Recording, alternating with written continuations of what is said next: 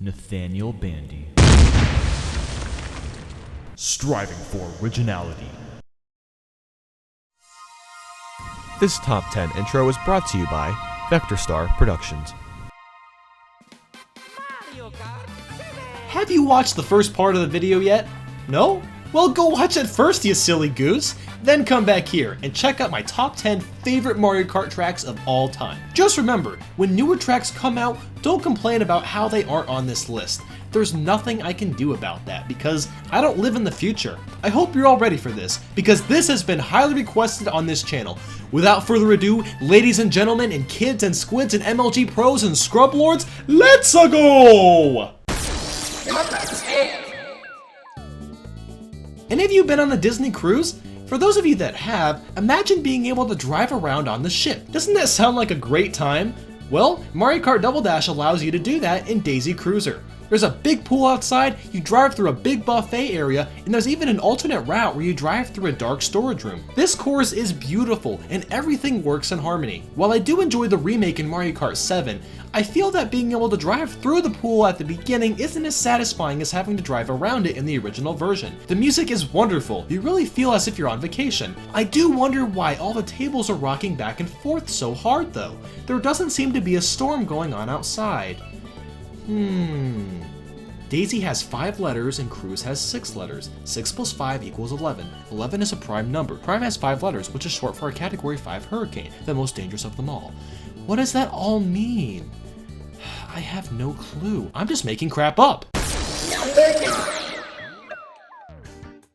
You gotta love how whenever Nintendo has us driving through common attractions like ships or airports, the course always turns out really well. Sunshine Airport starts you off by driving through the inside of an airport. You'll proceed through driving through baggage being brought to an airport. You'll get to drive through an airplane, and then around the end you glide into this really bizarre piece of road that's hovering or in the air. I don't understand why it's there, but it's cool because the angle that you're at allows you to see planes take off. The track design is a bit on the hard and fast side, but I like it that way. It symbolizes how busy and hectic people are at airports. There's no slowing down and nobody stops for you. It's a stressful time at first, but it's also an adventure at the same time, so it's worth it in the end. Oh, and the music is really good as well. Number 8. As much as I love me some 64 Wario Stadium, Waluigi does a better job with this.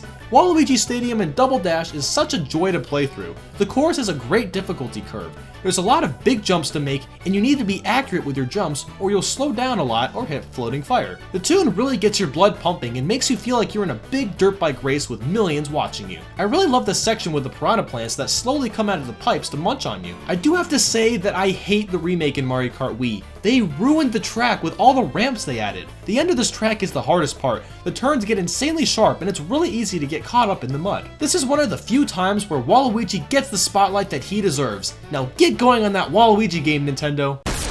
Number 7.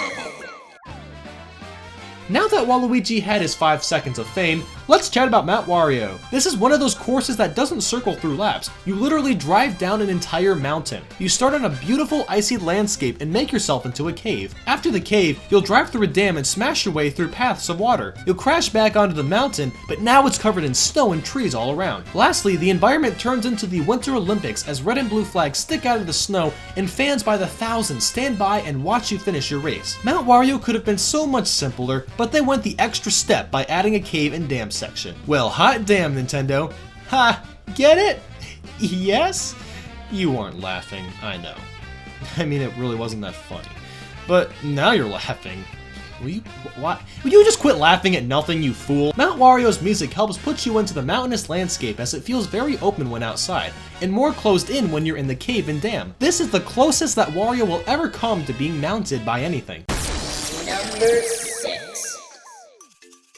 Speaking of mountains, DK Mountain is on this list too. You don't start at the top of the mountain though. You do take an amazing DK barrel ride to the top. Once you get up there, everything feels so floaty. If I ever ride an ATV, I imagine it'll feel like this course does. Going down the mountain at first gives you some serious air and it's such a blast to drive down. What's nice is that red shells get confused and don't really work well in this area. You'll continue down the hill and take some pretty crazy turns while avoiding boulders that are actually pretty hard to stay away from. The end keeps you on your toes as you'll have to drive across a bridge that not only shakes the whole way, but there's no guardrails. If you want to be a troll, throw a giant banana right in the middle of the bridge. You're pretty much guaranteed to knock someone off. The Mario Kart Wii remake ruined this course in the same way that it did for Waluigi Stadium. It added a bunch of ramps that didn't need to be there. All I gotta say now is blah blah! Number 5. I've talked about Mario Kart 7's Rainbow Road before, and I don't at all mind talking about it again. This is more than a race, my friend. You're on a quest for destiny and happiness. The track starts off as a normal Rainbow Road would, with lots of crazy turns and whatnot.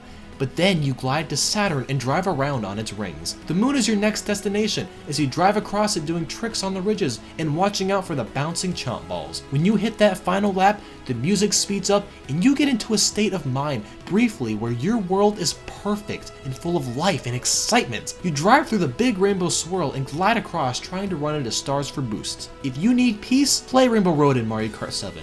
You will receive it. Number 4. Gosh dang darn do I love Music Park. If you've been subscribed to me for a while, you know how much I enjoy this track. You're driving around on freaking pianos, there's hilarious head-bopping piranha plants, and you bounce off drums while having to avoid giant music notes. What's not to love here exactly? I prefer the Mario Kart 8 remix because it looks much better than the original. People complain that they didn't change anything about this track, but here's my line of thought. Why fix what isn't broken? I love all the sparkle effects that float around. Everything feels so magical. The best part of this track is when you drive across the piano or xylophone. The music of those instruments will start playing while you're driving on them. It feels like you're actually playing with the song. I will never get over how cool that is, to be honest. Number 3. And here's my favorite DLC track from Mario Kart 8. Big Blue, boys! Big Blue is very big, and there's a lot of blue. As you would expect, this track is all about speed, and it delivers on that expectation. For most of the track, there's streams of water you can drive through to go faster. There's also a ton of alternate routes to try out, which gives this track a lot of replay value. The final lap even gives props to F-Zero X, because when you get there, you hear the old announcer yell, "Yeah, the final lap!" Just wow, Nintendo, it's like you want to make another F-Zero game or something. Oh wait, you're not gonna do that. That's okay though, we have Fast Neo Racing coming our way. We'll give you a break just this one time. The music is so breathtaking. You hear it and you'll get into a mood of just wanting to zoom zoom zoom like a mother trucker. On top of all that, the graphics are gorgeous. It's almost impossible to catch all the details because everything whizzes by so quickly. Number 2. Tick-tock clock. Who comes up with these ideas? I mean, really? This track is based on clocks and nothing else. It's so ingenious that it makes my head spin in circles. What's crazier is that the parts of the clock are used as elements in moving parts in the track, and the execution is perfect. Pendulums are obstacles, and the gears rotate parts of the stage. You can even use the hands of a clock to take small shortcuts in certain areas. Now that I've got you all on the edge of your seats, eyes wide open and minds absorbed, are you ready to find out what my favorite Mario Kart track of all time is? Are you? Nod your head yes if you are. Good boy. Let's do this, son. And now, my number one favorite Mario Kart track until Mario Kart 9 comes out is... Waluigi number 1. My boy Waluigi knocks it out of the park once again. Waluigi Pinball defines what a Mario Kart stage should be all about. How's the music, you ask? It's fast-paced, incredibly catchy, and fits with the groove of the track. What about the track design? It makes you feel as if you're in a pinball machine and playing in that same pinball machine all at once. Complex emotions are released because of this, and this feeling is unforgettable. Is anything else special? Well, yes there is. Whenever you run through an item box, a different sound effect plays to fit in with the stage even more. When the game developers change subtle sound effects like that for a stage, they know they did something great and want to make it as perfect as possible. Waluigi Pinball is a masterpiece in my eyes. I love it more than any other track in Mario Kart, and now you finally know why. Boy, what a top 20. Feel free to like or dislike this video. I'm cool with whatever you choose. Tell me now, what's your list of favorite Mario Kart tracks? Let me know in the comments below, folks. Make sure to hop on the bandwagon and follow my Facebook, Twitter, Twitch, and Tumblr. I hope that you all have a fantastic day. And remember that we don't remember days, we remember memories. I know you should be doing your homework, but real quick, go check out 20 through 11 of the first part of this series if you have not seen it, even though it's not a series, it's just a top 10. Oh look, Mario Kart Retro Tracks, that looks like a great video, and Let's Plays Monkey Ball 2, oh my god, that looks amazing. And it's really hard to talk fast. Bye bye. Blah, blah, blah, blah, blah, blah, blah, blah.